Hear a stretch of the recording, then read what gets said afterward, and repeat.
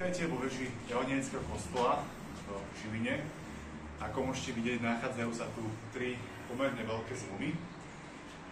Vlastne nejaká história kým je nejaká obsiahla, pretože kostol ako taký bol vybudovaný v roku 1936 a v tomto roku boli v podstate odliaté aj zvony.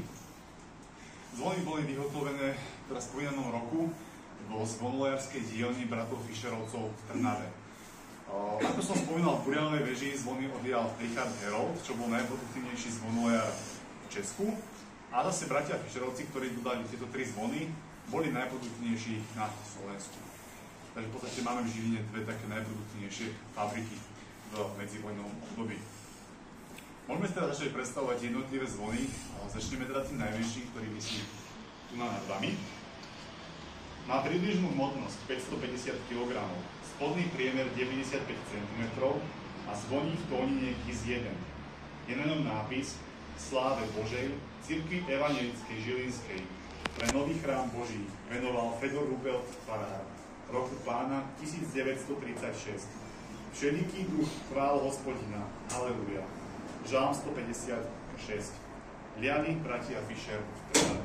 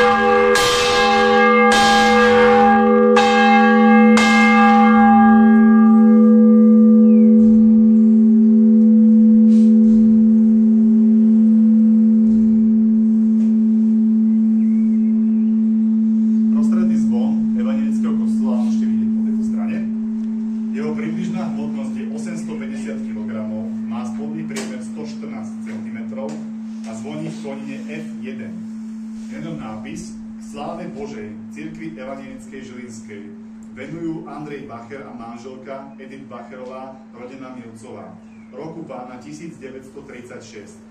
Bůh láska jest. Liali bratia Fischer v Trnave.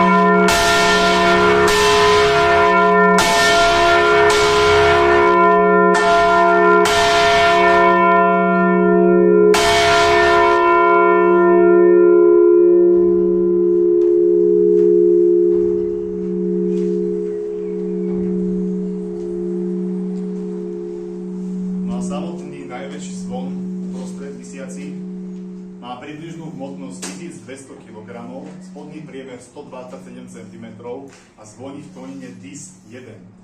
Na ňom nápis Nadobudla Evangelická cirkev Žilinská pre svoj nový chrám Boží, roku pána 1936. Sláva na výsostech Bohu, na zemi pokoj, lidem dobrá vôle. Hľadní bratia Fischer v Trnave. Následne sa k nemu pridajú dnešné zvony.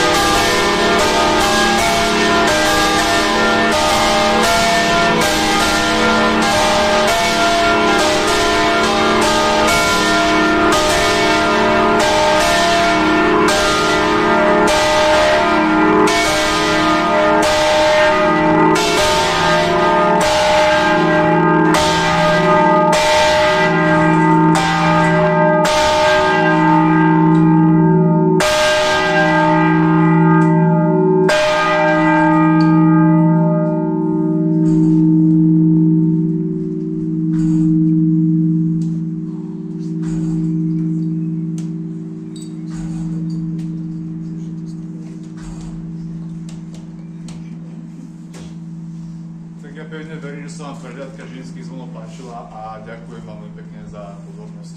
To je všetko vlastne.